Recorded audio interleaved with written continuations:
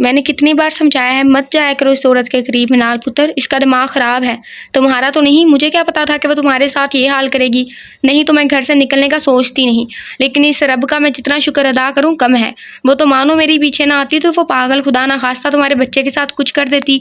वो इसके सर पर कोई घरेलू टोटका कर रही थी, जिसके बालों में कट वगैरह लगे हुए थे, और वो इसे डॉक्टर के पास लेकर गई थी, जो समीना बेगम ने कई जगह से काट दिए थे।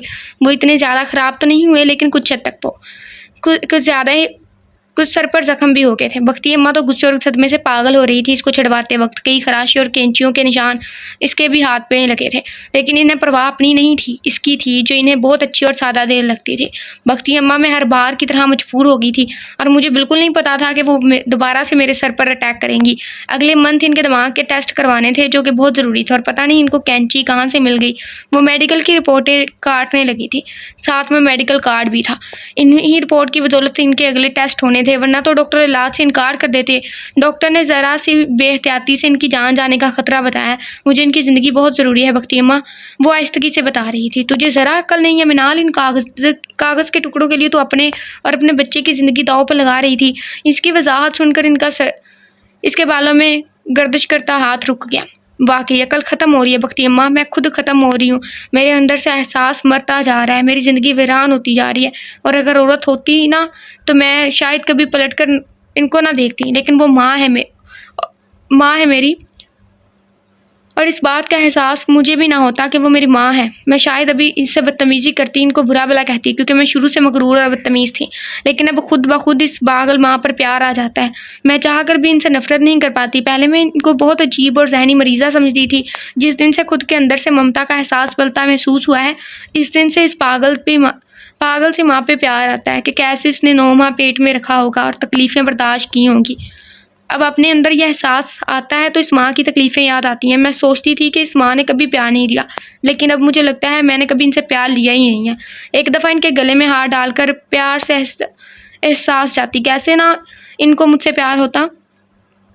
मुझे लगता था कि उन्होंने मेरे लिए क्या ही किया है, लेकिन अब पता चला उन्होंने सब कुछ तो मेरे लिए ही तो किया है, और क्या क्या नहीं किया। मेरे अंदर एहसास से कमतरी थी, तो क्या पता मेरी माँ की ज़िंदगी में भी एहसास से कमतरी होगी। ये बात कभी नहीं सोची थी, लेकिन वह खुद ब खुद ये सोचें आ जाती हैं। वो जिसने कसम खा रखी थी कि अब कभी किसी को अपना दर्द नहीं बताएगी, लेकिन अंदर के खालीपन ने इस खाली माँ के सामने दर्द खोल कर रख दिया था। 5 माह से तन्हाई का रोग इसे डस रहा था। उन्होंने इसको चारपाई पे बिठाकर अपने साथ लगा लिया, और ऐसा रोई कि फिर दोनों का ज़बर टूट गया था। आज एक खाली माँ अपने बेटे के गम में और एक हारी हुई बदनसीब बेटी आहो बका से रोई थी। इनको अपने 8 साल से महरूम बेटे का गम आंसू के जरिए निकाला था। इनका ये 8 साल पुराना ज़ख्म ऐसा ताज़ा हुआ जैसे अभी कल ही की बात हो। इनके सभी ज़ख्म हरे हो गए थे। फिर मिनाल ने ही इनको बड़ी मुश्किल से चुप करवाया था। बख्ती अम्मा मानो जो दरख्त पे लगे झूले पर बैठी झूले झूल रही थी, वो इनको रोता देखकर आकर चारपाई के पास खड़ी हो गई और बुरी तरह सहमी हुई थी। वो अपनी उंगलियों में मुंह दबाए सहमी सी इनको देख रही थी। मानो इधर आ। वो जो ज़रा सी चुप हुई तो मिनाल ने इसे अपने पास बुला लिया। क्या हुआ है? मिनाल ने इसकी रोती शक्ल देख कर कहा। बख्ती अम्मा क्यों रो रही हैं ना? ये कहते हुए इसके गालों पे भी आंसू लगे थे।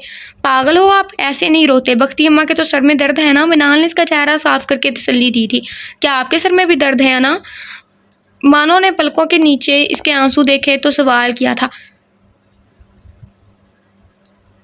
दर्द जब हद से बढ़े ना तो वो सर दर्द ही बन जाते हैं। वो वक्त दिल में ही सोच सकी। अना मेरी गुड़िया की शादी है ना, मुझे पाउडर और सुर्खी लगाए मैं लेकर आती हूँ। वो इसका हाथ हिलाकर इसको मुतवज्जा करती खुद भागी थी, और खुद कुछ देर बाद वो बाहर आई तो हाथ में बॉक्स उठाए इसके पास आई थी, जो कि काफ़ी पुराना था, और वो हर दूसरे तीसरे दिन उठा कर लाती और इसको तैयार करने का बोलती थी। अब भी वो बाहर आई तो और इसके पास रख दिया था। बख्ती अम्मा बोझल दिल लिए अपने दुपट्टे से आंखों के किनारे साफ करती उठ खड़ी हुई थी, क्योंकि फ़िलहाल इनको मानो की जवाब देने की हिम्मत नहीं थी। मिनाल इनको जाता देखती रही, फिर गहरी सांस भरती इनकी तरफ मुतवज्जा हो गई। वो इसको तैयार करने लग पड़ी थी। इसके साथ रहकर तो वैसे भी मुस्कान मुंह पर आ जाती थी। अना सुर्खी भी लगाए ना, इसके बाल बनाए, फिर सुरमा और तिब्बत पाउडर लगाकर फारिग तो वो झटपट बोल उठी थी। मीनाल इसकी बात सुनती सुर्खी लगाने लग पड़ी थी। शीशा भी देखे ना। वो जब तैयार हो चुकी थी तो फिर शीशा देखने की जिद की, जैसे खुद को बिना देखे अपनी तैयारी अधूरी सी लगी थी।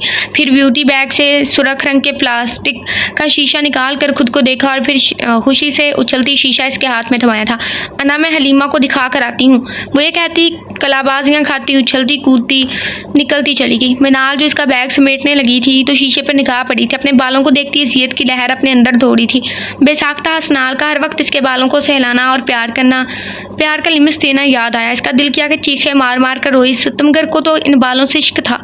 हसनाल, एक बार देख लो ना अपनी भूरी बालों वाली का हाल। तुम्हें तो इनसे इश्क था ना। मैं मर रही हूँ। जुदाई का ये रोग, तन्हाई का ये जहर पल पल मेरा खून चूस रहा है। 5 माह से मैं हिजर की रातें तन्हा काट रही हूँ। तुम्हारा मेहरबान, तुम्हारा महसूस किए बगैर ही ऐसा लगता मर जाऊँ तो तुम शायद अपनी ज़िंदगी में मगन हो गए होगे, लेकिन मेरा वक्त जैसे रुक ही गया है। तुम्हारी ही अपने अंदर पलती जान को महसूस करती हूँ तो फिर मैं तुम्हारे साथ तुम्हारे नाम का भी तहफ़्फ़ुज़ महसूस होता है। मुझसे मोहब्बत नहीं तो रहम ही खाकर अपने पास रख लेते। शायद तुम्हारे बच्चे को जन्म देते देते मैं खुद ही फना हो जाऊं। और वो ये कहती फिर से रोने लगी। वो अपने बालों को देखती ज़िंदगी से रूठी रूठी बोलती फिर रोने लगी थी। मीनाल, बख्ती अम्मा इसको खुद से बातें करते देखकर फिर से इसके पास आकर बैठ गई थी। क्या हुआ है? सर में दर्द तो नहीं हो रहा? उन्होंने इसका सर दबाया था।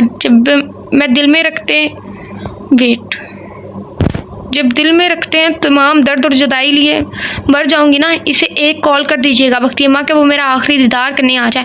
क्या पता मेरी बंद आंखें देखकर इसे रहम आ जाए, इसकी नफ़रत की आंच मद्दम पड़ जाए। इसे कहिएगा बख्ती अम्मा, मीनाल वक्त को मौत ने नहीं बल्कि इसकी जुदाई ने मार डाला। वज़ीयत की इंतहादों में खोती अपनी धुंधली हुई अक्स को देखे बिना बोली थी। अल्लाह ना करे, क्या ओल फोल बक रही हो? वो दहलती अपने सीने पर हाथ रखी थी। इसे कहिएगा कि नसीबों से हारी एक बेटी अपने माँ के गुनाहों को छुपाने और इसे बचाने के लिए इनकी गुनाहों को मिटाने के लिए खुद मिट गई। इसे कहिएगा वो माँ की बातों से मजबूर नहीं हुई थी बल्कि अपनी माँ की मोहब्बत में मजबूर हुई थी। इसे कहिएगा कि मैं खुद गर्ज औरत की बेटी ज़रूर थी, मगर मेरे अंदर भी तो कबीर बख्त की रगों का खून था जिसने मेरे मोहब्बत निभाते निभाते और माफ़िया मांगते मांगते कब्र को अपना घर बना लिया था। इसे कहिएगा कि वो कह रही थी कि इसकी ज़िंदगी की एक गलती सज़ा बनी थी और दूसरी गलती गुनाह बनी थी। एक गलती हसद में की थी और दूसरी गलती मोहब्बत में की थी। इसे कहिएगा दूसरी गलती मुझे कब्र में उतार गई।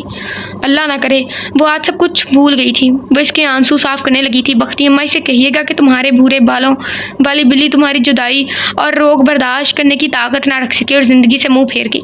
इसे कहिएगा कि इसकी नफ़रत जीत की और इसे मोहब्बत करते करते वो इसकी नफ़रत जुदाई की सूरत में सहती सहती वो बदनसीब मौत को फ़र्ज समझकर गले लगा गई।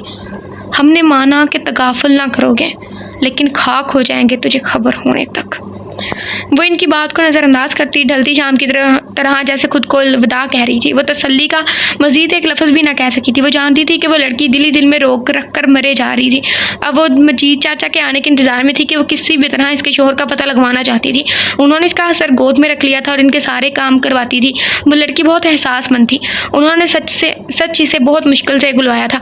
इसने आगे वो अपने शोहर से मिलना ही नहीं चाहती थी। शायद दिल में कैसा डर था, इन्हीं बातों बातों में इसे पा लिया था। शोहर के तलाक के डर की वजह से निकल आई थी, जो इसको बच्चे की पैदाइश तक अपने नाम का हवाला रखना चाहता था। लेकिन वो अब सोचने लग पड़ी थी। वो इसको थपकती आकर इसे सुकून की नींद सुलाती उठी और तकिया लाकर ठीक से लटाया ताकि इसे तकलीफ ना हो और एक बड़ी सी चादर इसके ऊपर डाली ताकि वो सुकून से सोई रही। उन्होंने शुक्राने के नफल पड़े थे।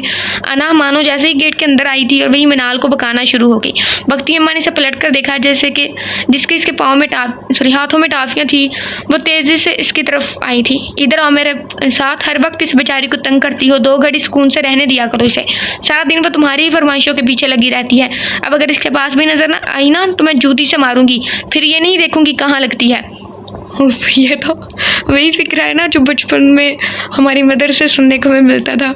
ये भी नहीं देखना कहाँ लगती है और 1 मार के नहीं 100 मार के 1 गिननी है और अगर रोई ना तो और बढ़नी है 2-4। वो गुस्सा हुई और इसे पकड़ कर ले गई थी। उन्होंने एक आखिरी दफ़ा बंद कमरे को देखा जहाँ उन्होंने ताला लगाया हुआ था और फिर सुकून से मीनाल को झूले पर बिठाया खुद भैंस का दूध निकालने चली गई थी। अशनाल बहन को सोचकर परेशान रहने लगी थी क्योंकि 5 महीने से बहन का लापता होना तो परेशानी की बात थी। वैसे तो सब नॉर्मल था लेकिन फिर भी सबकी ज़िंदगी में परेशानी थी। सगीर साहब ने ये कहकर मुतमईन कर दिया कि वो माँ के साथ है, खुशी होगी क्योंकि इसकी माँ ने ये सब उसी के लिए तो किया है। किसी घर में हंसी खुशी रह रही थी। क्या हुआ, क्या सोच रही हो जोजम? रोशनाल जो इसको सोचों में देखते हुए इसके पास चाह जमा था वो इसे अपने साथ लगा गया था। मिनाल आप ही के बारे में सोच रही हूँ। वो जो बैठी मिनाल और अपना मुआवजा कर रही थी, वो इसके पास बेड पर आकर बैठा तो इसके सीने पर सर टिका की थी। वो कोई ऐसा वक्त हो जो तुमने गुजारा था यार, क्या पता वो अपनी ज़िंदगी में खुश और मगन हो, तुम फजूल में मुझे परेशान करती रहती हो। वो इसके चेहरे पर पुरसुकून सा हाथ फेर रहा था, मगर हर रोज़ इसका जिक्र सुनकर वो परेशान हो जाता था। मगर मेरा दिल नहीं मानता कि वो खुश है, और आप भी तो ऐसे कह रहे हैं जैसे वो आपकी कुछ नहीं लगती। वो बोली तो उदासी थी, खूफकी से इसे परे हुई थी। ओ सॉरी, मैंने ऐसा कुछ भी नहीं कहा। इसने बेबसी से सर पे हाथ रख लिया था। आज तुम्हारी दोस्त सारा मेरे ऑफिस में आई थी। कुछ पल बाद वो रिलैक्स हुआ तो वो कुछ याद आने पर बताया था। किधर आई थी मेरा पूछा था सारा ने, और वो सारा का नाम सुनकर इसे सुनने को बेताब हुई थी। जोजम वो तुम्हारा ही पूछ रही थी ना, तो मेरी सहेली है, और ना ही मैं इसके साथ एकेडमी में छुप छुप कर पढ़ाने जाता था।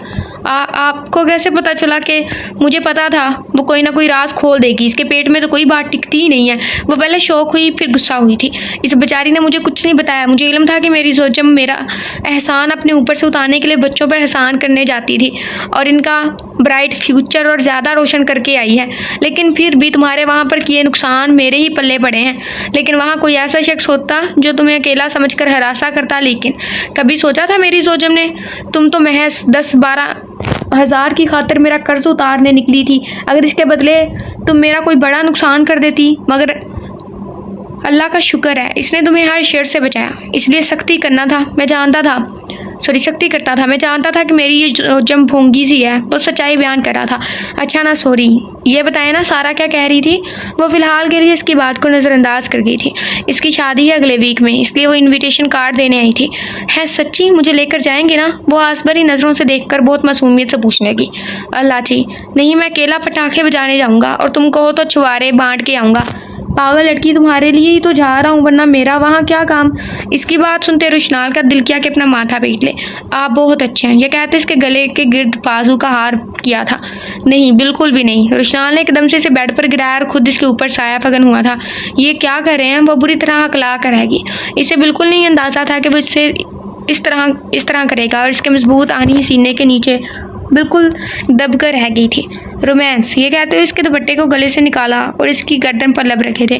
प्लीज़, आप तो बहुत अच्छे हैं ना? ये सुनते और इसकी बढ़ती जसारत इसकी हिचकी सी बन गई थी।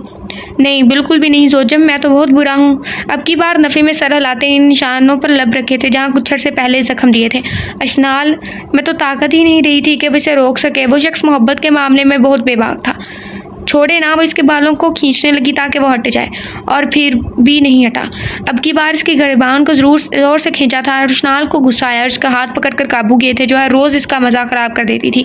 आप बहुत बुरे हैं। वो बिखरती सांसों पर काबू पाने की कोशिश करते अब की बार अपने ऊपर झुके रोशनाल के गिर्द बाहों के गले का हार बना लिया था।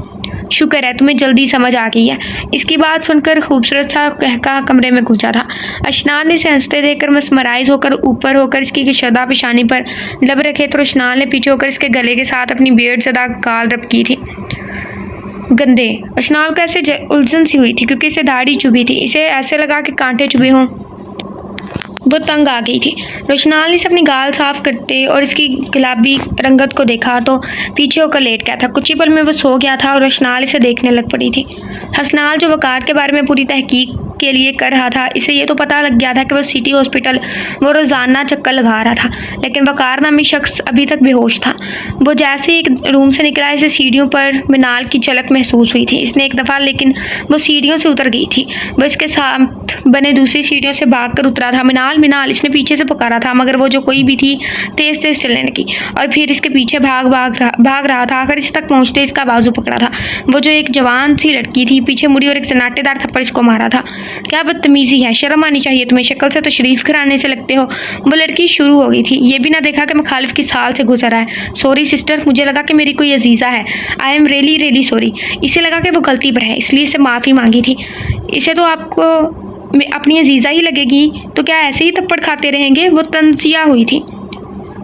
अगर उस अजीज़ा के लिए मुझे जूते भी खाने पड़े ना बीच मैदान में, तो खुदा की कसम खाता हूँ ओके खा लूँगा, मगर शर्त यह है कि वो मिल जाए। इसने ना होठों पर मगर चेहरे पर मुस्कुराहट लिए कहा था, क्या इतनी मोहब्बत करते हैं इनसे कि इनका जिक्र करते आपकी आंखों में नमी और चेहरे पर मुस्कुराहट? अगर इतनी मोहब्बत करते हैं तो इनको प्रपोज करें और शादी कर लें। वो लड़की मुतासिर होते गुस्सा भुलाए इसे मुखातिब हुई थी। मोहब्बत तो की थी लेकिन इसका सबूत नहीं दे सका। मोहब्बत में तो क़ुव्वत बर्दाश्त होती है, मोहब्बत में गुस्सा और अना नहीं चलती, इससे रिश्ते बेनाम हो जाते हैं। क्या आपकी मोहब्बत मर चुकी है? इसने इस नौजवान को उदास देखकर मुश्किल सा सवाल किया था। नहीं, मार दी है। मोहब्बत नहीं मरी, मैंने मुर्दा कर दी है। वो ये कहते तेज़ कदमों से बाहर निकल गया था। अपने रिश्ते की सच्चाई भी नहीं बता सकता था। सॉरी मिस्टर, जो भी था, मगर मुझे थप्पड़ नहीं मारना चाहिए था आपको, वो पीछे से बोली, मगर तब तक वो तेज़ कदमों से निकला था। हसनाल घर पहुंचा तो माँ और बाबा इसी का इंतज़ार कर रहे थे। कहाँ थे तुम पिछले 15 दिनों से? वो जैसे ही लॉन्च में पहुंचा सगीर साहब जी गिरचदार आवाज़ में बोले थे, मिनाल को ढूंढ रहा था और इस वकार नामी के होश में आने के इंतज़ार में हूँ। मुझे मिनाल का कुछ पता चले। इसने बगैर किसी लिगी लिपटी के जवाब दिया था। और लग गया पता, पिछले 5 महीनों से मैं यही सुन रही हूँ कि तुम इसे ढूंढ रहे हो। अगर वो तुम्हारे साथ ज़िंदगी गुजारना चाहती तो वो इस घर में पलट कर कदम ज़रूर रखती। कितनी बार बता चुकी हूँ वो अपनी माँ के साथ गई है, अब खुश होगी। क्या पता वो अपनी माँ के साथ इस मुल्क से ही चली गई हो। कितनी दफ़ा तुम्हें समझा चुके हैं मगर तुम तो पागल हो गए हो इसके पीछे। हम सब तुमसे क्या कह रहे हैं, अपनी ज़िंदगी को ख़राब मत करो और आगे बढ़ो।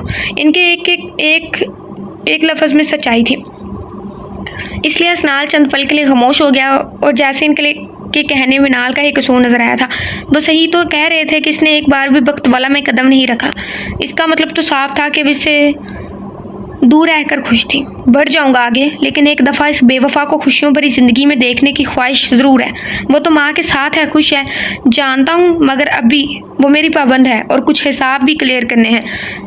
मैं ही क्यों तन्हाई का बोझ सह रहा हूँ? वो दिल की कैफियत को समझे बगैर बोल रहा था। और वकार के होश में आने तक हर रोज़ अस्पताल जाऊँगा क्योंकि इसने बहुत सारी लड़कियों की ज़िंदगियाँ ख़राब की हैं। हिसाब तो बनता है ना। और फिक्र ना कीजिए, मैं काम पे भी जाता हूँ। मोहब्बत ने रोग ज़रूर लगाया है लेकिन आवारा नहीं हुआ, ये फ़िक्र मत रखिएगा। वो आहिस्तगी से कहता लंबे लंबे डग भरता ऊपर चला गया था। आज सुबह से ही मौसम अबरआलूद था। रात को बारिश भी अच्छी खासी हो चुकी थी। वो जो काम कर चुकी थी अब इसकी तबीयत कुछ हद तक बेहतर थी, लेकिन हाथों पर छाले भी दर्द करते थे। वो तो बख्ती अम्मा से रोटी तंदूर पर सेकती रहती थी। वो जितना इसे मना कर लेती लेकिन इसे कोई असर नहीं होता।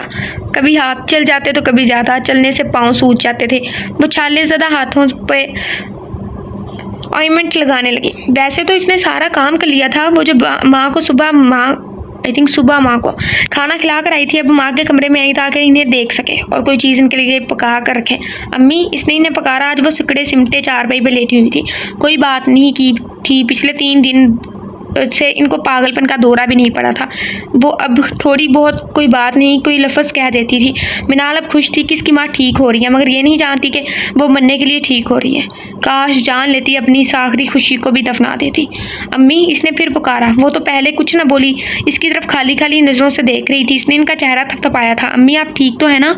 वो इसे देखती रही और ज़िंदगी का आखिरी लम्हा देकर उन्होंने इसके आगे हाथ बांध दिए थे। माफ़ी मांग रही हो, बोलने के काबिल तो रही ही नहीं थी। अम्मी क्या हुआ है आपको? वो इनके हाथ पर मलने लगी जो कि ठंडे हो रहे थे। इनकी आंखों से कतरे मुसलसल गिर रहे थे। मुझे माफ़ कर देना। अशनाल को कहना मुझे माफ़ कर दे, सबको कहना मुझे माफ़ कर देना। मैं इन सबके सामने माफ़ी मांगती हूँ। वो आज बहुत मुश्किल और टूटे फूटे लफ्ज़ों से माफ़ी मांग रही थी। अशनाल जो इनको आज पूरे 5 महीनों बाद और कुछ दिनों बाद बोलते देख रही थी, जो आज बेबस थी बुरी तरह। मौत का फरिश्ता इनके गिरद मंडला रहा था। मिनाल समझ नहीं सकी वो क्यों माफ़ी मांग रही है। इसने इनके ठंडे होते माथे पर हाथ फेरा और घबरा गई थी और इनके आंसू साफ कर चुकी तो समीना बेगम ने इसके हाथ अपने आगे किए और चूमे और बहुत ही शिद्दत और बेबसी से आखिरी बार देखने लगी। मिनाल सोच रही थी कि वो किसी तरीके से इन लोगों को ले कर आए और इनकी माँ इनसे माफ़ी मांग ले, मगर ये कैसे मुमकिन था? मौत वक्त तो बिल्कुल नहीं देखती और इसकी माँ भी ज़िंदगी से हार रही थी। हम अपनी सारी ज़िंदगी में हर चीज़ को तस्लीम कर लेते हैं और हर हकीकत, हर खुशी या गम को भी कहीं ना कहीं एडजस्ट कर लेते हैं। अपनी पूरी ज़िंदगी में हर चीज़ की प्लानिंग और सेटअप कर लेते हैं, मगर नहीं करते तो एक मौत की नहीं करते, जो एक तलख हकीकत है। हर चीज़, ख्वाहिश, हसद, जवानी, खूबसूरती को कुचलने के लिए तैयार खड़ी होती है। मौत तो किसी जी नफस को नहीं बख्शती, असल हकीकत ही तो मौत होती है। कुछ पल इनके हिलते लबों को देखती रही और देखते देखते इनके हिलते लब और आंखों की पुतलियाँ साकित हो चुकी थी। मैंने अपने सब्र की इंतहा देखी जब अपनी मरती हुई माँ देखी। मिनाल बस साकत सी बैठी देख रही थी। इसने शोर नहीं किया था, बस साकत सी बैठी माँ के साकत चेहरे को देखती रही। फिर इनकी आंखों को बंद किया था, इनका मुंह साफ करके हाथों को जल्दी से सीधे करके इनके सीने पर रखे थे, टांगे सीधी की। वो शोर क्या करती, आखिर सब कुछ खत्म हो गया था, आखिर बेनाम सा रिश्ता भी खत्म हो गया था। उफ, एक गलती की और इसकी इतनी इतनी सख्त सज़ा मिनाल को मिली है ना कि क्या ही कहने। अगर मतलब बेशक रियल लाइफ में भी होता ना तो इतनी ज़्यादा टफ सज़ा नहीं मिलनी थी, ये कुछ ज़्यादा ही था। और आपको पता है हमने इस औरत के लिए, हमने आपको बताया था कि ये औरत हमें एक सीरियल से मतलब लगती है, जो एक ड्रामा था कोरियन, तो उसमें था, हमने बताया था, शायद किसी को याद हो। और आज इसकी मौत पे ना हमें पता नहीं अजीब सी फीलिंग आ रही है, बहुत अजीब, जैसे ना रियल में फीलिंग होती है ना इस तरह की, मतलब अजीब सी, ना दुख वाली और ना ऐसे अजीब सी, पता नहीं क्या महसूस हो रहा है। समीना बेगम की वफ़ात को 20 दिन से ऊपर हो गए थे। इस दिन के बाद वो खामोश रह हो गई थी, कोई बुलाता तो बोल लेती, नहीं तो हर वक्त खलाओं में घूरती रहती। बख्ती अम्मा अब हर वक्त इसके साथ साई की तरह होती। इसको खाना तो वो ज़बरदस्ती खिला रही थी। वो इसकी हालत देखती हतमी फैसला करने की ठान चुकी थी। वो कल्बी से गांव के छोटे से अस्पताल में बामुश्किल लेकर गई थी, लेकिन वहाँ कोई अच्छी दवाई और अल्ट्रासाउंड की सहूलत नहीं, इसलिए वो इसे शहर के अच्छे और बड़े से अस्पताल में लेकर जाना चाहती थी। और वो मजीद चाचा से बात भी कर चुकी थी और जिसके लिए वो राज़ी भी हो गए थे। अब इसे शहर ले जाने का मामला हल करना था। 34 एपिसोड का पार्ट 3 रीड करने जा रहे हैं। मिनाल पुत्र बस कर दे, हर वक्त ऐसे ना बैठी रहा कर। वो जो माँ की दवाइयों को घूर रही थी, इनकी चीज़ें हर जगह नजर आ रही थी। वो माँ को भूल नहीं पा रही थी। इनका आखिरी प्यार अपने हाथों पर याद आया तो वहाँ लब रखती है। वो इसे मुसलसल देख रही थी, जो माँ को देखकर रोई नहीं थी। हर रोज़ इनके कपड़े चीज़ों को देखना मामूल बन गया था।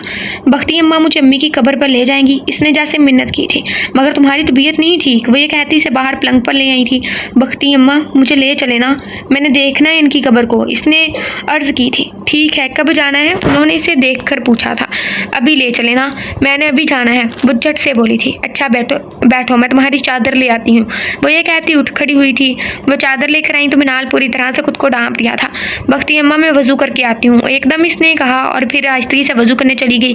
और कुछ पल वो वापस आई थी। बख्ती अम्मा उठी ताकि नलका चलाकर इसके लिए पानी निकाले और वो आसानी से वजू कर ले, जो आस्तीन ने ऊपर कर रही थी। वो खड़े होकर ही वजू करने लगी। बख्ती अम्मा इसे देखने लगी, जिसके हाथ पाँव सूज रहे थे। वो पानी निकालती रही जबकि इसने बामुश्किल वजू किया और दुपट्टे से चेहरा साफ करने लग पड़ी थी।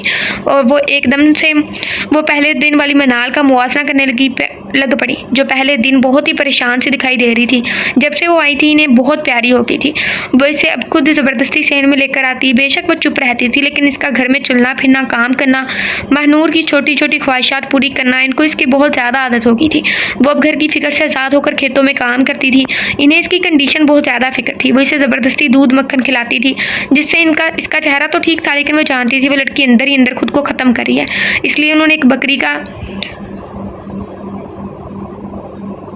आई थिंक बच्चा बेच दिया, या बकरी को बेच दिया ताकि शहर जाकर इसका इलाज करा सकें। और इसके लिए उन्होंने मिनाल को कहा भी था। फ़िलहाल तो वो नहीं मानी थी, फिर भी वो इसे मनवाने के लिए तैयार थी। वो ये सोच रही थी कि इसे कैसे मनाएं, मगर फ़िलहाल कोई कारआमद तरतीब इनके जहन में नहीं आ रही थी। बख्ती अम्मा चलें। वो उठी तो वो सोचों में डूबी ही थी। इसने इन्हें हल्के से पुकारा था, मिनाल बच्चे तू इधर ही रुक, मैं आ रही हूँ। वो ये कहती चली गई थी और फिर कुछ देर बाद आई तो इनके हाथ में पर्स था। चलते हैं। वो इसीलिए दरवाज़ा बंद करते साथ चल पड़ी। मिनाल बामुश्किल चलते चलते कब्रिस्तान में आई। कब्रिस्तान काफ़ी दूर था।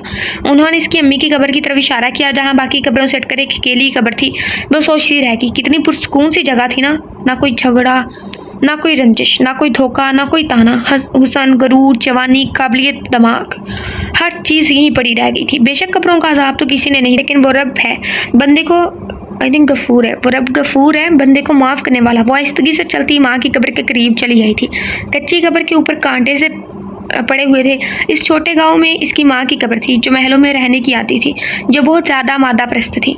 कहाँ की पैदाइश, कहाँ की रहाइश और कहाँ पे आखिरी ठिकाना। हर तरफ एक सुकून सा था। असल जन्नत में ये लोग रह रहे थे, सारे सुकून से, खामोश से रह रहे थे। मरने के बाद रब तो शायद माफ़ कर दे, मगर दुनिया वाले जीते जी जीने नहीं देते और मरने के बाद शिकवों का अनबार अपने पास रखते हैं। और इस कच्ची कब्र के साथ साथ टका गई थी।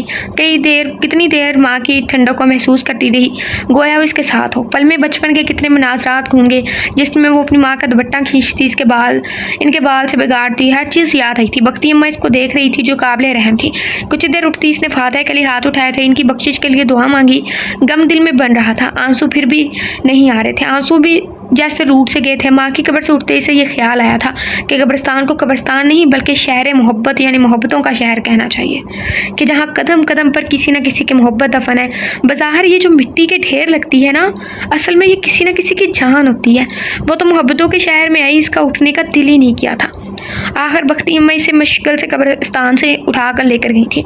वैसे रिक्शे में बैठती एक छोटी सी मार्केट में आई थी ताकि इसके लिए चप्पल और सूट वगैरह लेकर जाए।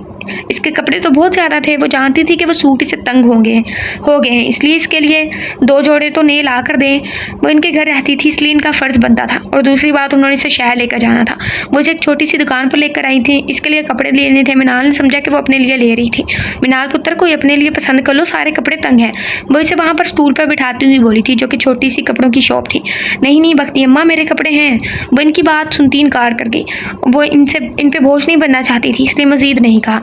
ठीक है, फिर मुझे माँ मत कहना, उन्होंने ब्लैकमेल किया था। वहाँ पे कपड़े तय करता एक दरमियानी उम्र का शख्स इन दोनों को बड़ी दिलचस्पी से सुन रहा था और यही मिनाल की ज़िद ख़त्म हुई थी। उन्होंने इसे बेबस ही इतना कर दिया था। इसके 2 सूट लेती, इसके लिए शाल ली थी। बख्ती अम्मा, मैंने मानो के लिए फ़्राक और गुड़िया लेनी है। इस वक्त मुझे कुछ पैसे चाहिए, मैं घर जाते ही आपको दूँगी। मानो के लिए जो लेना है ले लो। और मिनाल, आज के बाद इस तरह बात ना करना। करीब ज़रूर हूँ लेकिन गरीब ज़रूर हूँ लेकिन कंजूस नहीं हूँ। इतनी झिझक कर बात मुझसे मत किया करो। मैंने तुम्हें बेटी कहा ही नहीं, समझा भी है। वो भी सख्त सी बोली। मिनाल शॉप वाले अंकल के सामने किसिया कर रह गई थी। फिर वो इसके लिए सूट और शॉल लेती, मानो के लिए फ़्राक और गुड़िया लेती। जल्दी से निकली थी क्योंकि मानो के घर आने का वक्त हो गया था। मिनाल भी मानो के लिए फ़िक्रमंद थी। मिनाल जो आज पुरसुकून थी, माँ की कब्र पर फातिहा पढ़कर आई और जैसे इसे लगा कि इसकी माँ की रूह सुकून में है। आज इसने पहले की तरह मानो को नूडल्स बनाकर खिलाए थे। शाम का वक्त था, वो इसे पढ़ा रही थी। आज तो गोया मानो भी खुशी से उछल कूद रही थी कि इसकी अना आज इसके लिए काम कर रही थी और इसके लिए फ़्राक और नई गुड़िया लेकर आई थी। वो तो उछल कूद रही थी और इसके पीछे आती खुशी से इसके गिरद बाहों के गले का हार किया था और इसे गाल पर प्यार किया था। अना बहुत अच्छी है ना। वो इसको पीछे से करके एक किस्म के झूले ले रही थी। बख्ती अम्मा गाय को एक बड़े से बर्तन में पानी पिला रही थी। इनका दुपट्टा जो सर पर बंधा हुआ था इसे थोड़ा सा पीछे किया। इनकी नज़र जैसे ही मानो पर पड़ी जो मिनाल के साथ लाड कर रही थी, वो गाय को पानी पिलाकर बांध कर आई और पाँव से चप्पल उतार ली थी। मानो, मेरे पीछे छुप जाओ। मिनाल ने बख्ती अम्मा के तेवर देखकर इसे पुकारा था। मिनाल अपने गले से इसके बाजू हटाती अपनी शाल इसके ऊपर जल्दी से कराई थी। बख्ती अम्मा जो पलंग के करीब आ रही थी, मिनाल पुत्र इसे निकालो पीछे से, इसे 2 लगाऊंगी तभी ये सुधरेगी। हर वक्त ये तुम्हें तंग करती है, बहुत बिगड़ गई है ये। ज़रा सा मुझे अपने काम से लगा हुआ देखा तो फिर से तुम्हारे साथ बंदरों की तरह लटकना शुरू हो गई है। तुम्हारी हालत की परवाह नहीं इसे। वो इस तरफ आती इसे निकालना चाहा ताकि इसकी ठुकाई कर सके। बख्ती अम्मा, प्लीज़ नहीं, बच्ची है ये। इसने हाथ इसके ऊपर रखे जो इसके पीछे छुपी बैठी थी। आज तो मैं इसे माफ़ कर रही हूँ क्योंकि तुम इसकी हमायत कर रही हो, मगर आइंदा तुम इसे बचाने की कोशिश की तो मैं लिहाज नहीं करूँगी। वो सख्ती से कहती चप्पल फेंकती चली गई। अना, बख्ती अम्मा चली गई। इसे 2-3 मिनट बाद मानो की डरी सहमी सी आवाज़ आई थी। मानो बच्चे, किसी दिन बख्ती अम्मा मुझे भी चप्पलों से मारेंगी। और इसके ऊपर से दुपट्टा हटाती मसनूई खफा सी बोली थी। वो आपको कुछ नहीं कहती, इसलिए तो आपके पास आती हूँ। वे कहती खिलखिला कर हंसी। जब इसके प्यारे से मासूम चेहरे को इतने खूबसूरत अंदाज से हंसता देखकर इसने मानो के चेहरे को चटाचट चूम डाला था। बख्ती अम्मा ने वापस पलट कर देखा तो इन दोनों को फिर से लाड करते देखकर नफ़ी में सर हिलाती चारे वाली चादर और दरांती लेकर गेट से बाहर निकल गई थी। चलो शाबाश, स्कार्फ और सपारा लेकर आओ। वो इसे बाजू से पकड़कर उठाती हुई बोली और फिर मानो को इसने सपारे के लिए भेजा और ख़ुद सब्ज़ी वगैरह काटने के लिए उठी थी। मैम, आप हमारे हॉस्पिटल का डिसिप्लिन ख़राब कर रही हैं। फीमेल नर्स ने हुसनारा के मुकाबिल आई थी। मैं जो पूछ रही हूँ उसका जवाब दो तुम। हुसनारा नर्स पर चीखी थी। वो लड़का यहाँ क्या करने आता है? हुसनारा जो नर्स के मुँह से जवाब सुनकर गुस्से से आग भूला हो गई थी, वो कल भी यहाँ वकार को देखने आई थी जो अब ठीक हो रहा था। इसने भी इसे बताया था कि हसनाल वक्त ने पूरी मीडिया को इन्वॉल्व कर लिया लिया था। पुलिस भी 2-3 दफ़ा चक्कर लगा चुकी थी। पुलिस ने इसे हिरासत में ले लिया था, जिसका खदशा हुसन आरा को भी था। वो जो जर्नलिस्ट हसनाल बख्त थे और इन्वेस्टिगेशन करने आए थे, और वो रोज़ आते हैं, इसमें इतनी हैरान होने की बात नहीं है। उन्होंने कहा है पेशेंट क्रिमिनल है मैम, और कल पुलिस भी आई थी, इसलिए हम पूरा साथ देंगे। आप हमें धमकियां मत दें, जो करना है वो करें, हम पर चीखने के बजाय खुद को ठीक करें। वो नर्स बगैर डरे पूरे इत्मीनान से कहती चली गई थी, जबकि पीछे खड़ी हुसनारा गुस्से से लाल पीली हो गई थी। तुम जो भी हो लड़के, मैं तुम्हें जिंदा छोड़ूंगी तो तुम हमारी इन्वेस्टिगेशन कर पाओगे। तुम्हारे हकीकत तक पहुँचने से पहले ही तुम ऊपर ना पहुँचा दिया तो मेरा नाम हुसनारा नहीं, जर्नलिस्ट हसनाल बख्त। वो मखरूआ अंदाज में हंसती वकार के रूम की तरफ बढ़ गई थी। मिनाल बच्चे के मोहल्ले की दर्जन से तुम्हारे सिलाई करवा दिए हैं कपड़े, और कल तैयार है ना, तुम्हें सिटी हॉस्पिटल लेकर चलना है। मानो के दादा अबू कह रहे थे कि अल्ट्रासाउंड के लिए उन्होंने नंबर लगवाया है, वो वहीं होंगे, तुम मेरे साथ चलना। वो वहीं होंगे तो मेरे साथ चलना। सुबह निकलेंगे तो वक्त से कल शाम तक घर आ जाएंगे। वो इसके कमरे में आती जल्दी बोली थी। बख्ती अम्मा इसके सूट निकालती उसके हाथ में थमाती हुई बोली थी, कहाँ? सिटी हॉस्पिटल का नाम सुनकर मिनाल की ज़ुबान एकदम से लटखड़ाई थी। वो जहाँ से निकली थी वहीं जाने का सोचकर दम घुटने लगा था। अब तो पूरे महीने से माँ की जुदाई सहकर इसे हर रिश्ते से दिल भर गया था। नहीं अम्मा, मैं वहाँ नहीं जाऊँगी। मैं जहाँ से निकली हूँ मैं हरगिज़ वहाँ नहीं जाऊँगी। अगर किसी ने मुझे देख लिया तो वो मुझे ले जाएंगे। हसनाल ने कहा था वो मेरा बच्चा मुझसे ले लेगा, मुझे तलाक दे देगा। मैं वहाँ हरगिज़ नहीं जाना चाहती। मानती हूँ मेरी गलती है, लेकिन मैंने बहुत ज़्यादा हर जाना भर लिया है और आगे भी भर लूँगी, लेकिन मैं इस ख़ानदान में हरगिज़ कदम नहीं रखूँगी। पता है मेरा दिल करता है कि इस पैदा होने वाली मासूम का सरपरस्त इसकी पैदाइश पर इसे देखे, लेकिन क्या करूँ बख्ती अम्मा, मैं माँ हूँ, खुद गर्ज बन रही हूँ, क्योंकि मेरा ये आखिरी सहारा है। शायद इसी के सहारे जी रही हूँ। वो अपने दिल का डर वाज़ा तौर पर बता भी नहीं पा रही थी। नहीं, अगर ये कल को पैदा हो गया तुम मुझ पे बोझ नहीं मिनाल, लेकिन फिर ये बड़ा होगा, तुमसे सवाल करेगा कि इसका बाप कौन है, तो क्या जवाब दोगी इसे? इसके बाप का हवाला इसके पास ना हुआ ना लोग फिर तुम पर उंगलियां उठाएंगे। ये माशरे की तलख हकीकत है। वो इसे बता रही थी कि अकेली औरत का जीना कैसे मुश्किल होता है। मैं अगर जिंदा रहूँगी तो जवाब दूंगी ना, और जिस दिन मैं मर गई इस दिन इसे इसके बाप का हवाला दे दीजिएगा बख्ती अम्मा। इसे कहिएगा कि इसका बाप हसनाल बख्त है, बेच दीजिएगा इसे अपनों के पास। वो फिर से तलख हुई थी।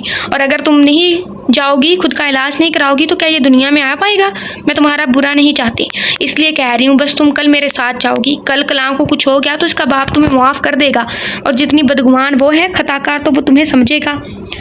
इनकी बात सुनकर वो कांप कर रह गई और मस्बत में सर हिलाया था। कह तो वो ठीक रही थी, वो इसके साथ जाने के लिए राज़ी हुई थी। बख्ती अम्मा मानो को भी साथ लेकर जाएंगे। इसने इसलिए पूछा कि वो इसके कपड़े तैयार कर देगी। नहीं, इसे मैं हलीमा की माँ के पास छोड़ दूंगी, फजूल में तंग करेगी। मिनाल ने अब अपने आप को वक्त के धारे पर छोड़ दिया था। मैम आप ऊपर रूम नंबर 4 में चली जाइए, डॉक्टर नाज आपका चेकअप करेंगी। वो बख्ती अम्मा के साथ हॉस्पिटल आई थी। इसे चलने नहीं हो रहा था, लेकिन फिर भी वो चल रही थी। सुबह से दोपहर का वक्त हो गया था। वो बुरी तरह हलकान हो गई थी। पसीना बार बार चेहरे पर आ रहा था, जो बख्ती अम्मा अपने दुपट्टे से पोंछ रही थी। इसका चेहरा सुर्ख लाल हो रहा था, सांस भी मुश्किल से ले रही थी। रिसेप्शन पर खड़ी लड़की की बात सुनकर मिनाल रोने वाली हो गई थी, क्योंकि वो बामुश्किल जहाँ तक चलकर आई थी। सुबह से वो ऊपर नीचे चक्कर लगा रही थी। बख्ती अम्मा मुझसे नहीं चलना हो रहा, और गायनाकोलॉजिस्ट का रूम भी ऊपर है। वो इसके पास बैठती, चप्पल से पाँव निकालती, थके थके लहजे में बोली थी। इतने में मजीद चचा इनके लिए हाथ में जूस और कोई चीज़ लेकर इनके पास आए थे। ये लो, और मैं बाहर हूँ, मेरी ज़रूरत पड़ी तो मुझे बुला लेना। वो चीज़ थमाते हुए बोले और फिर बाहर चले गए। मिनाल तुम्हारे पाँव तो बहुत सूज रहे हैं, वो फिक्रमंद अंदाज में कहती हुई देखने लगी, जिसके सफ़ेद पाँव पर नज़र टिकी। सफ़ेद पाँव पर लाल लाल से निशानात थे। बख्ती अम्मा को इसकी तभी समझ आई थी, इसलिए वो बार बार चप्पल उतार रही थी। मुझे बताती ना, मैं मालिश कर देती और फिर साथ लाती। वो बहुत परेशान थी। बख्ती अम्मा परेशानी की बात नहीं, आप परेशान मत हो, ये ज़्यादा चलने की वजह से हुए हैं। और इनको अपने लिए परेशान देखकर घबरा गई थी और जल्दी से पीने लगी। 8वां महीना ही चल रहा है मेरा, तबीयत तो ख़राब होगी ना बख्ती अम्मा, आप क्यों परेशान होती हैं? अब मैं ठीक हूँ। इसने इन्हें मुस्कुराकर तसल्ली दी थी कि वो ठीक नहीं थी, हालांकि वो ठीक नहीं थी। जब दिल खाली हो जाए तो मुस्कुराहट खुद ब खुद आ जाती है। मैं सब जानती हूँ मिनाल, पर छोड़ो, ये जूस पी लो, फिर मैं खुद लेकर चलती हूँ। मिनाल ने बामुश्किल 3-4 घूंट भरे और इनके कंधे पर सर रख लिया था। तकलीफ इसके चेहरे से साफ नजर आ रही थी। चलो, उन्होंने आहिस्तगी से पुकारा और उसकी चप्पल हाथ में उठा ली थी। इसका पसीना साफ करके वो इसे अपने सहारे चलाती हुई नीचे सीट से उठाया और इसे लेकर आहिस्ता आहिस्ता चलने लगी। हसनाल जो उलझलत में नीचे उतर रहा था, अरहम का फ़ोन बार बार आ रहा था। वो तेज़ी से जीनों से उतर रहा था। नीचे निगाह पड़ी तो पलटना ही भूल गई थी, क्योंकि मंजर ही कुछ ऐसा था। वो साकित और मबहूत होकर है वहीं रुक गया था। निगाहों का फेर था। इन आंखों से इसे देख लिया था जिसका मिल जाना नामुमकिन था और इसे आंखों के रास्ते अंदर उतार रहा था। वो जिन आंखों में वीरानियाँ होती थी, ये कायनात सुराही थी, जाम आंखें थी, मुवासलात का पहला निज़ाम आंखें थी। वो काफ़िला शायद अंधे नगर से आया था। हर शख्स का तकिया कलाम आंखें थी। यूँ तो यूसुफ का पैराहुन था शायद। दियारे मिस्र से पहला सलाम आंखें थी। पूरे 7 महीनों बाद इस दुश्मन जहाँ को देखा था। सूरतें वो ही थी मगर एहसासात बदल गए थे। स्याह शाल में लिपटा सफ़ेद पुरनूर चेहरा, लबों को पींचती खामोश आंखें, बड़ा बड़ा वजूद। ममता का रूप तो गोया इस पर टूट के आया था। किसी औरत के बाजू के सहारे चलती बगैर जूतों के देखा, जो कि बहुत ही तकलीफ में थी। इससे तो लगा कि वो खुदगर्ज लड़की इसके बच्चे को ख़त्म कर देगी, मगर वो ये नहीं दे जानता था कि इस खुदगर्ज माँ ने इसकी औलाद के लिए खुद को ख़त्म कर लिया था और बहुत जल्द जाने वाला था। हसनाल हाकिम वक्त को उम्मीद नहीं थी कि वह इसे इस दुनिया के हजूम की भीड़ और अपनी लापता सी जिंदगी में यूं मिल जाएगी। वो वहीं खड़ा इसे मजनू की तरह देखे जा रहा था। इसने तो सोचा था कि वो मिल जाएगी तो वो चीख चीख कर दुनिया को बताएगा कि, मगर इसको देखकर तो बेयकीनी की कैफियत में ऐसा घिरा कि किसी चीज़ की होश नहीं रही थी। बख्ती अम्मा मुझे यही ऊपर किसी सीढ़ी पर बिठा दे, मुझसे चलना नहीं हो रहा। वो इस औरत को कह रही थी, बख्ती अम्मा मुझे छोड़ दे, मैं खुद चल लेती हूँ। उन्होंने इस पर से बाजू हटा लिए थे। आप मेरे साथ रूम में चलेंगी ना? वो इनसे पूछ ही रही थी जब नजरें उठी तो चबक ही ना पाई। भूल गई थी क्या बात कहनी है। वो सितमगर मजीद निखर गया था। वाइट सूट पहने, आंखों पर ग्लासेस लगाए, हाथ में कैमरा उठाए, इसे लगा कि वो इस शख्स को जहाँ छोड़कर गई थी वो वहीं था। वो तो नहीं बदला था। इस पर नज़र पड़ी और इसे ही देख रहा था। जुदाई का ये दर्द दोनों की आंखों में से ही नज़र आ रहा था। मिनाल की आंखों में मज़ीद खालीपन उतर आया था। इस शख्स को आज रूबरू देखा जिसकी तस्वीर पिछले 7 महीनों से इसने अपने दिल में बसाई हुई थी। इससे तो तल्लुक़ कता हो गया था, मगर इसकी यादों से नहीं हो सका था। इन 7 महीनों में इसका तो कुछ हो गया नहीं था, लेकिन मिनाल हाकिम वक्त का कुछ रहा नहीं था और इस 7 महीनों में अपनी पूरी ज़िंदगी झेल आई थी। वो हिजर की रातें तनहा काट आई थी, ज़िंदगी के सितम सह आई थी। शख्स को देखा था तो वो आंखों में नमकीन कतरे चमकने लगे थे। दोनों एक दूसरे को तल्लुक़ से देख रहे थे। वक्त जैसे रुक सा गया था। वो इसे बहुत कुछ बताना चाहती थी, इसे अपने ऊपर गुजरे दर्द सुनाना चाहती थी, मगर इस शख्स ने सुना तो क्या देखा भी इसकी निगाहों में नहीं था। वो तो इस वक्त मोहब्बत का इम्तिहान लेने के चक्रों में था और मोहब्बत के इस चक्कर में मिनाल हाकिम वक्त की ज़ात बुरी तरह से बिखर कर रहती थी, जिसका खामियाजा तकदीर ने इसकी किस्मत में लिख दिया था। इसकी निगाहों में दिल चीर लेने वाले शिकवे थे। इतना दर्द था कि हसनाल वक्त सिर्फ इसकी आंखों को देख कर फ्रीज हो गया। मुझे याद है कभी एक थे, मगर आज हम जुदा जुदा। वो जुदा हुए तो संवर गए, हम जुदा हुए तो बिखर गए। कभी रुक गए, कभी चल दिए, कभी चलते चलते भटक गए। यूं ही उम्र सारी गुजार दी, यूं ही ज़िंदगी के सितम सहे। कभी नींद में, कभी होश में, तो जहाँ मिला तुझे देख कर ना नज़र मिली ना ज़बां हिली, यूं ही सर झुका के गुजर गए। कभी जुल्फ़ पे, कभी चश्म पे, कभी तेरे हसीन वजूद पर, जो पसंद थे मेरी किताब में वो शेर सारे बिखर गए। कभी अर्श पर, कभी फर्श पर, कभी इनके दर, कभी दर बदर, गमे आशिकी तेरा शुक्रिया, हम कहाँ कहाँ से गुजर गए। वो इस पर निगाहें उठाकर खामोशी से लातल्लुक बनकर गुजर गई थी। हसनाल ने इसकी निगाहों में दिल चीर शिकवे देखे थे। वो होश में आया था जो दूसरी सीढ़ियों से ऊपर चली गई थी। वो जो खुद में गुम था, पलटकर सीढ़ियों पर जो कहीं नहीं थी वो इसके पीछे लपका था। वो आहिस्ती से चलती जा रही थी। मिनाल हसनाल और इसको बाजू से पकड़ा था, हर काम भूल गया था, बस याद रही तो सिर्फ वो। मिनाल रुकी ज़रूर थी मगर पलटी नहीं थी। इसका दिल खौफ के मारे धड़क रहा था। कहाँ छुपी हुई थी आप? मिनाल ने मसनूई रोबदार लहजे से पूछा। आई थिंक हसनाल है, मगर ना दिल तो किया कि इसे गले लगा ले। आपकी हिम्मत कैसी हुई मुझे छोड़कर जाने की? अपने हिस्से में तकलीफ आई तो डर के मारे रात के अंधेरे में निकल पड़ी। वो इसका रुख मोड़ता अपनी तरफ करता हुआ बोला था। बख्ती अम्मा को समझ लग गई थी कि ये ऊंचा लंबा मजबूत तवाना और खूबसूरत सा लड़का ही मिनाल का शोर था। ऊपर से इसके इस्तेहाक बरा लहजे को वो मुतासर कुन नज़रों से देख रही थी। मिनाल बच्चे, वो तुम्हारी पर्ची तो मैं नीचे भूल आई, तुम इधर रुको, मैं लेकर आ रही हूँ। वो ये कहते बहाने से निकल गई थी ताकि इनके दरमियान इख्तलाफात मिट सकें। वो जिस बात से डर रही थी वही हुआ था। वो वक्त को वहीं छोड़ कर गई थी। गोया वक्त तो वहीं खड़ा था। मैं तकलीफ़ से पल पल मर रही हूँ और तुम्हें अपने ज़ख्म देने की पड़ी हुई है हसनाल हाकिम वक्त। वो डोलते वजूद को संभालते हुए बामुश्किल बोली थी। अल्लाह ना करे। इसकी बात सुनकर इसका दिल ना जाने अनजानी कैफियत में धड़का। वो आगे बढ़ा और इसे अपने आप में पींच लिया था। वो शिद्दत से इसे खुद में पीछे इसके साथ माँ के दर्द को में खुद में जज़ब कर रहा था। लोगों की तो इसे परवाह बिल्कुल भी नहीं रही थी, क्योंकि जो तकलीफ़ इन दोनों ने सही थी वो उन्होंने नहीं देखी थी। छोड़ें, वो तड़प कर पीछे हुई थी, जबकि हसनाल तो फ़िलहाल इसकी तबीयत कहने सुनने के मूड में नहीं रहा था। इसे नरमी से उठाता वहाँ पे बड़ी कंफर्टेबल सीट पर बिठाया और इसके नज़दीक बैठा था और इसके पाँव का मायना किया, जो स्वैल तो हुए थे मगर ऐसा लग रहा था जैसे इसके पाँव में से खून आने वाला हो। इसने झुककर पाँव अपनी टांग पर रखे और रुमाल उठाकर साफ़ करने लगा था। इसके पाँव पर लगी गिर्द साफ़ की थी और अपनी मर्दाना फैंसी चप्पल इसे पहनाई थी।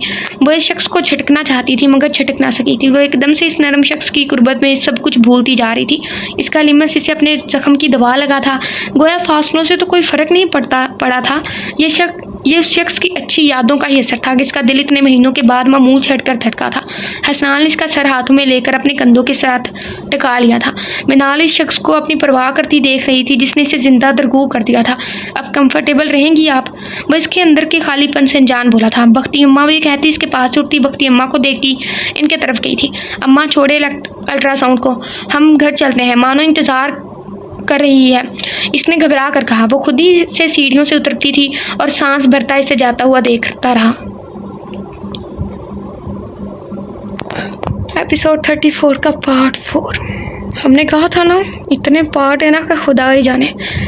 वो चली गई थी जबकि गुमसुम सा खड़ा इसे देख रहा था जो यहाँ से निकल गई थी। वो नंगे पाँव सीढ़ियों से हॉस्पिटल की सीढ़ियों से उतरा और तेज़ी से नीचे आया था जो गैलरी से होती बाहर निकल गई थी। हसनाल आज खुदगर्ज बनकर ही सही मगर इसे रोकना चाहता था। मिनाल, इसने 2-3 दफ़ा पुकारा। बख्ती अम्मा भी इसे रोकने की चक्रों में थी लेकिन वो बेहिस बनती जा रही थी। मिनाल, मेरे साथ घर चलो। वो लंबे डग बढ़ता इस तक पहुँचा और इसे पकड़कर अपनी तरफ खींचा था। क्या है, अब तुम्हारी ज़िंदगी से निकल तो गई हूँ, अब तो बख्श दो। इसने नरमी से सतह से लहजे में इसकी गिरफ्त से अपनी कलाई छुड़वाने की कोशिश की। मैंने कहा था निकलने को, हसनाल ने ज़बत से कहा। इसके बाजों पर गिरफ्त और ज़्यादा मजबूत हुई थी। नहीं, तुमने कहा, लेकिन मैं तुम लोगों के दरमियान बहुत मिसफिट थी इसलिए चली आई। बस अब बहुत हो गया, मेरे साथ घर चलो। अब अपने बच्चे के लिए तुम्हारी सारी खताएं माफ़ कर दूंगा, तुम्हारा माजी कैसा था फरामोश कर दूंगा। इसने नरमी से कहा था। नहीं जाना चाहती मैं तुम्हारे साथ वक्त वाला में, मैं तुम्हें बहुत पीछे छोड़ आई हूँ हसनाल। वक्त, अब मेरी ज़िंदगी में तुम्हारी कोई जगह नहीं है। इसका अपने बच्चे के लिए फ़िक्र सुनकर वो तो जैसे मर ही तो गई थी, यानी मतलब साफ था।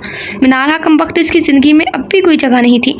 वो अपने बच्चे के लिए इसे लेकर जा रहा था, इसलिए इसे बात करते वक्त लहजे में तलखी का बहुत ज़्यादा अंसर था। मैं भी तुम्हारे लिए मरा भी नहीं जा रहा, बहुत खुश था तुम्हारे बगैर। जो काम तुम करके आई हो ना, तुम्हारी भी ज़िंदगी में सिफर भर भी अहमियत नहीं है। शुक्र करो इस बच्चे की खातर मुंह लगा रहा हूँ तुम्हें। दोनों ने अपनी तरफ से अना को परचम बुलंद कर लिए, हालांकि इसी वजह से नुकसान भी बराबर का सह चुके थे। बख्ती अम्मा खामोशी से इनकी बहन सुन रही थी, फिर चलती हुई मजीद चाचा की तरफ चली गई। ये तुम्हारा बच्चा नहीं है, ये सिर्फ और सिर्फ मेरा बच्चा है। मैं इसे तुम्हें कभी नहीं दूंगी, मैं इसे खुद पाल लूँगी। इसकी आंखों से पानी रवा हो गया था। इस शख्स के अल्फाज से आज आखिरी सहारा भी ख़त्म हो गया था। आज तो जैसे वो जिंदा दरगूग हो गई थी। एक काम करो, इस बच्चे तक मेरे सारे कॉन्ट्रैक्ट कर लो, बच्चे तक मेरे साथ कॉन्ट्रैक्ट कर लो, जितने पैसे चाहे ले लेना, बस मुझे मेरा बच्चा दे देना, मैं कोई गवर्नेंस हायर कर लूँगा। इसने खंजर रखकर सीने में उतारा था। मैं नहीं दूंगी। मैं शिद्दत से चलाई और फिर से इसे हाथ छुड़ाकर मुड़ी थी। चलो मेरे साथ। वो इसे पकड़ता हुआ नंगे पाँव अपने साथ लेकर जाने लगा था। सारे लोग इनका तमाशा देख रहे थे। बख्ती अम्मा, बख्ती अम्मा। मिनाल को सांस लेने में दिक्कत हो रही थी, इसने बामुश्किल पुकारा था। बख्ती अम्मा से बात करते मजीद चाचा गुस्सा में आते आगे बढ़ के बड़े के वो लड़का मिनाल को क्यों खींच कर लेकर जा रहे थे। बख्ती अम्मा ने इन्हें ये कहकर रोक दिया कि वो किसी की इमानत थी और जिनकी वो थी इन अपनों के पास चली गई। बख्ती अम्मा इसे तब तक देखती रही जब तक वो नज़रों से ओझल नहीं हुई। आखिर वो पलक झपकते ही इनसे दूर हुई थी। इसके जाने के बाद इनकी रूह में उदासी सरायत कर गई थी। मुझे जाने दो, ये डोर खोलो, मैंने बख्ती अम्मा के पास जाना है। वो चलती हुई गाड़ी के शीशों को पीटती हज़ियानती अंदाज में चीखी थी। वो इसकी हरकतों से तंग आया और गाड़ी को ब्रेक लगाई थी। चुप करके बैठी रहो, शुक्र करो कि तुम मेरे अताब से बच गई हो। ये तुम्हारी कंडीशन का ही लिहाज कर रहा हूँ, वरना अब तक तुम्हारे होश ठिकाने लगा देता। बीबी, वो अब की बार इसकी तरफ झुककर सर्द लहजे में बोला और एक हाथ से इसका बेल्ट बांधने लगा। वेट, ठीक लिखा है, सीट बेल्ट आना है। मिनाल ने इसका हाथ झटक दिया था। छोड़ो मुझे। हसनान ने फिर बेल्ट बांधना चाहा मगर इसने फिर झटक दिया और अब की बार इसकी हरकतों से गुस्सा आया। अल्लाह अल्लाह करके तो वो मिली थी। वो अपने रब का बहुत शुक्रगुजार था मगर इसकी हरकतों से नाला नजर आने लगा था। स्टॉप इट मिनाल, तुम्हारी चूं की आवाज़ भी ना आए। वो धाड़ा और इसका बेल्ट बांध कर पीछे हुआ और गाड़ी स्टार्ट की थी। मिनाल इसकी सर्द आवाज़ अपने कान के करीब सुनकर डर गई थी, फिर कुछ नहीं बोली थी। हाँ अलबत्ता खिड़की की तरफ मुंह करके डैशबोर्ड पर सर रखे अपनी नाकदरी के लिए आंसू बहाने लगी। चादर सर पर ऐसे ही लिपटी हुई थी। हसनाल भी संजीदगी से पीछे गाड़ी चलाने लगा। वो फिलहाल के लिए कठोर बन गया था, मगर ये वो नहीं जानता था इसका ये कठोर लहजा इसके लिए कितना गलत साबित होगा। यानी कि अभी कोई कसर बाकी है, गलत साबित होगा और कितना गलत होना है। अब मज़ीद कुछ गलत बढ़ाना तो हमने ही गलत हो जाना है। अरम की बार बार कॉल आ रही थी। इसकी कॉल उठाई और 1 घंटा वेट का बोलकर कॉल काट दी। तकरीबन आधे घंटे बाद घर में गाड़ी रोकी। पहले खुद उतरा था, मिनाल उतरो। दूसरी साइड पर आकर इससे पुकारा, मगर कोई रिस्पॉन्स नहीं हुआ। इसको देखा जिसने सर पर फाइल रखी हुई थी। फाइल उठाकर देखा तो इसकी आंखें बंद थी। हसनाल को तशवीश हुई। वह इसके चेहरे को थपथपाने लगा, मगर फिर रुका क्योंकि इसकी सांसों की आवाज़ नॉर्मल थी। इसका मतलब था वो सो गई है। हसनाल ने झुककर आहिस्तगी से बाजू में उठाया, आहिस्तगी से अंदर की तरफ बढ़ गया था। अम्मी अशनाल जो दोपहर का खाना बना रही थी। हसनाल की ऊंची आवाज़ सुनकर किचन से बाहर निकली थी।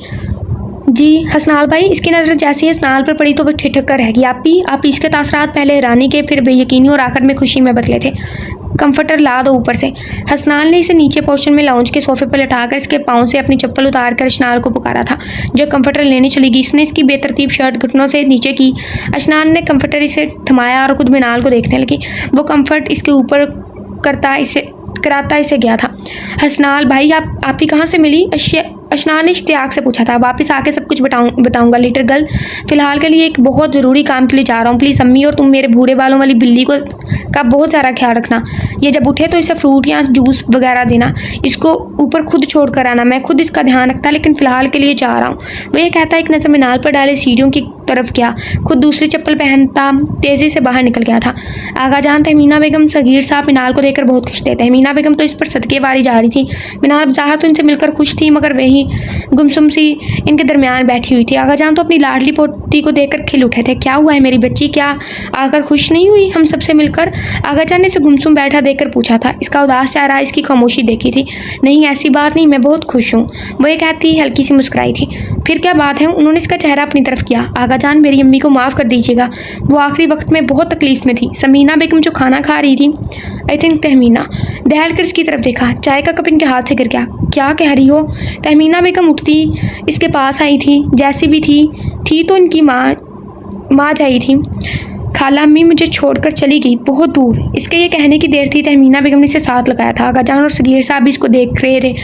कब हुआ ये सब? आगा जान ने बेयकीनी से इस्तफसार किया था। 2 महीने पहले। इसने ज़बत की इंतहाओं को छूते जवाब दिया। तुम पर इतनी बड़ी क़यामत टूट गई, तुम हमें अब बता रही हो? सगीर साहब ने शिद्दत गम से कहा था। अशनाल भी बेयकीनों की जद में खड़ी थी। जब अशनाल अंदर आता ठिठका और सुनने लगा था। पता है जब मैं छोटी थी ना, तो पोइम याद ना होने पर या होमवर्क ना करने पर टीचर मुझे बाहर खड़ा कर देती थी और मारती अलहदा से थी। इनकी पनिशमेंट सख्त थी। इसी तरह मेरी अम्मी के गुनाह की फ़रिस्त बहुत बड़ी थी। मैं इन्हें मिटाने गई थी। इसके लिए अल्लाह मुझे सारी ज़िंदगी भी पनिश देते तो कम था, लेकिन मैं इनकी गलतियाँ मिटाने गई थी, लेकिन इन्हें मिटा कर आ गई हूँ। ये देखें मेरी खाली हाथों को। वो हाथों को फैलाए बच्चों की तरह देखने लगी थी। सारे अपनी जगह शर्मिंदा हुए थे। वो ये भीगी आंखों से कहती छोटी मासूम बच्ची लगी। रुशनाल आगे बढ़ा और इसके सर पर हाथ रखा था। इसे इस पर बेतहाशा रहम आया था। वो कहाँ पर रही थी? वो छोटी लड़की कसूरवार थी, मगर इतनी बड़ी आजमाइश की मुस्तहिक नहीं थी। खुद को मुकम्मल ढांपे ये मिनाल इस मिनाल से बहुत अलग लगी, जो ज़िद्दी और मगरूर थी। इसने इशारे से अशनाल को इशारा किया, वो इसे दिलासा देते। इसका इशारा समझती अशनाल आगे बढ़ी और इसे उठाकर ऊपर ले आई। पीछे बैठे वक्त वाला के 4 फर्द ये सोच रहे थे कि इस कहानी में बेकसूर कोई भी नहीं था। किसी न किसी का कोई ना कोई कसूर ज़रूर था। किसी को गलत बनाने में, किसी को गलत समझने में सबका बराबर का हाथ था। मगर कभी कभी सोचें कि ये 2 राहें नई राहें खोल देते हैं, जैसे इन पर खुलते जा रहे थे। बख्ती अम्मा, बख्ती अम्मा, बख्ती अम्मा। मानो इनके दुपट्टे को कोना पकड़े इनके पास तबेले तक आ गई थी। क्या है? ना खुद आराम कर रही हो, ना मुझे करने दे रही हो। जाओ, मस्जिद में सफारा पढ़ने का वक्त हो गया है। मुझे बताएं ना, अना कहाँ है? वो इनसे कोई 9वीं 10वीं बार यही सवाल कर चुकी थी। तुम्हारी अना अपने घर चली गई है, इसने पलटकर सख्ती से जवाब दिया। जो आस परी नज़रों से इसे देख रही थी, इन्हें इस पर तरस आया था। वो इसे क्या कहती? वो खुद उदास थी। वो खुद इतनी रहमदिल थी कि कोई अपनी गाय बकरी या पालतू चीज़ को बेचती तो इसे दिन खाना नहीं खाती थी। इनको घर में रखे माल मवेशी से ही इतनी उनसे थी, वो तो फिर जीती जागती अच्छी सी लड़की थी। बख्ती अम्मा इनका घर कहाँ है, हम चलते हैं ना। इसने उम्मीद से कहा था, तुम्हारे लिए इतनी चीज़ें ज़्यादा चीज़ें लाई हूँ, वो जाकर खाओ, मेरे संदूक में पड़ी हुई हैं, जाओ जाकर ले लो। वो जो इसे छुपा कर रखती थी वो तो दुकान की चीज़ों की दुश्मन थी, इसलिए वो इसे दूर रखती थी कि इसे थोड़ी थोड़ी मिकदार में देंगी ताकि वो बार बार तंग ना करे। इसे उदासी की हदों को छूते नरमी से बताया था, नहीं मुझे चीज़ें नहीं, अना का बताएं, वो कहाँ है। वो तकरीबन ये कहते रोने वाली हो गई थी। मुझे चीज़ें नहीं चाहिए, मुझे अना चाहिए। मोटे मोटे आंसू पलकों पर बहने लगे थे। तुम्हारी अना शहर रह गई है, वो इतवार तक आ जाएगी। वो बीमार थी, इसने दवाई लेनी है, कह रही थी आ जाऊंगी। सच्ची ना? वो ये सुनते ही खुश हो गई थी। हाँ सच्ची, वो कह रही थी मानो मस्जिद जाएगी तो मैं इतवार से पहले आऊँगी। इन्हें इस पर हैरत भी हुई। वो दुख भी जो चीज़ें लाई